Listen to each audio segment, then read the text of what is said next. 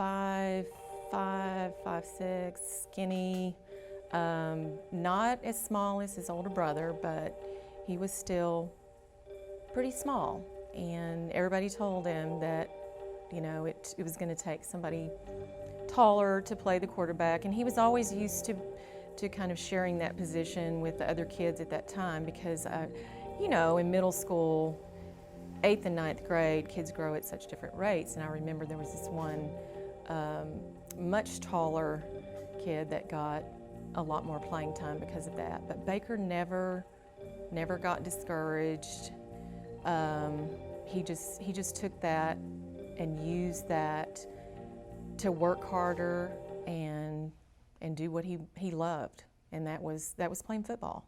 He started, I guess, leaning stronger and stronger toward the football, and so his passion was there. 9th grade, the same progression in competition, size issues, and he would still have his success.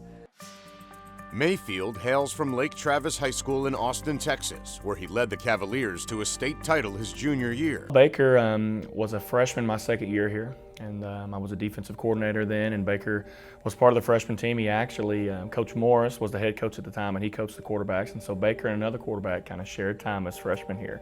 Baker was very small. He's probably 5'5", maybe 5'6" as a freshman, but he was very, very bright, bouncing off the walls all the time. Was a good athlete, but he was just one of the late bloomers, I think, out of the freshman class. But he was on our top team, and he was just an extreme competitor. One of the things that Coach Morris believed in was trying to develop as many quarterbacks as we could. Lake Travis struggled a bit during Mayfield's senior season, posting a 9-2 record. And once his dream school, TCU, opted for another quarterback, Mayfield was suddenly left without many options. You really have to think about it. So it was hard when January rolled around and he didn't have a commit. You know, he wasn't committed anywhere. That's really when it started to be very difficult and stressful for the easygoing Baker that we had always known. He wasn't nearly as calm about it. He became angry. If we didn't get the offer, let's think walk on. And that was not very well received. So he, I think it was a little bit insulting to him. But then we got into discussing, well, if you pick a place you want to go, then the means, it doesn't matter. If that's where you want to be, then let's just do it. And lots of people, we did the walk-on story, we had lots of references. So he thought about that for a few days and actually came around to that. Mayfield chose to walk on at Texas Tech, where his former high school teammate Michael Brewer was the starting quarterback. A few months later, Brewer injured his back, and Tech was left with two true freshman quarterbacks. We got a steal.